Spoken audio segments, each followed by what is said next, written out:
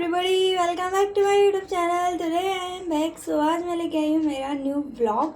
तो आज मेरे घर से शुरुआत ना करते हुए मेरी मौसी के घर से शुरू हो रही है, क्योंकि मेरी मौसी कहीं गई हुई है और मैं मेरे कज़न के साथ स्टे कर रही हूँ और 3 दिन के लिए हम साथ हैं। और पता नहीं कैसे कब पढ़ पाएंगे, ना वो पढ़ पाएगा ना मैं पढ़ पाऊँगी। तो आज की शुरुआत हुई है समुद्र मंथन से। डेली मैं वोकैब ही करती हूँ, आप सबको पता है, जो जो मुझे रेगुलरली फॉलो करते आ रहे हैं। तो समुद्र मंथन की क्लास ली थी, ये 2 घंटे की क्लास थी। तो मैंने सोचा यार एक ही ले लेते हैं, थोड़ा सा हो जाएगा कि हाँ।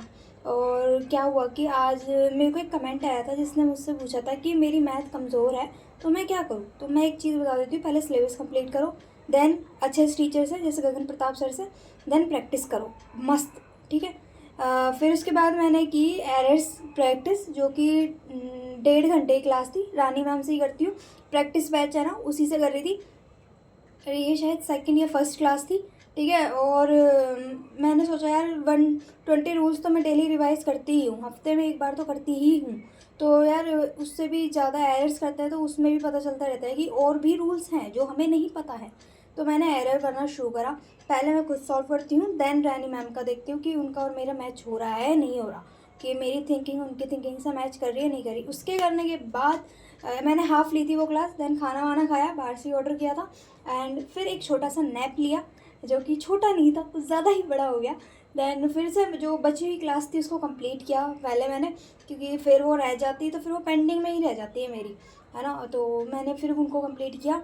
तो आप लोगों को और भी क्वेश्चंस होते हैं तो मुझसे पूछा करो, मैं बता दूंगी। जितनी मुझे नॉलेज है मैं उतनी आपके साथ शेयर कर सकती हूँ, इससे ज़्यादा तो मैं क्या ही कर सकती हूँ, आप सब जानते हो मुझे।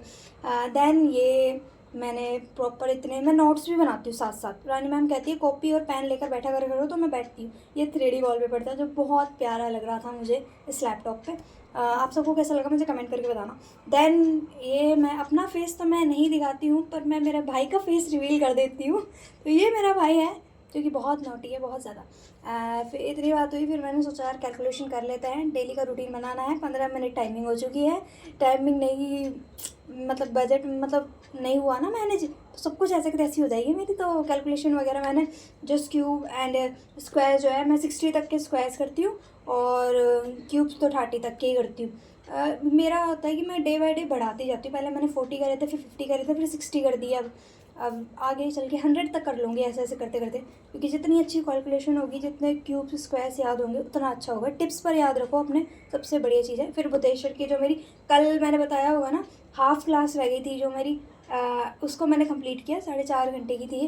तो ये मैंने थोड़ा किया, जो CI चैप्टर था, क्योंकि मैं इनके साथ साथ ही चल रही हूँ। जैसे ये डालते हैं वैसे ही क्लास में ले लेती हूँ। मेरा कोई भी पेंडिंग में नहीं है, बुद्धेश्वर का जो भी है साथ साथ ही चल रहा है मेरा और सर के साथ, ठीक है। रिवीजन में अब नहीं हो पा रहा है, पर मैं कोशिश करती हूँ कि करूँगी। कल देखते हैं, कुछ ना कुछ कर पाती हूँ तो।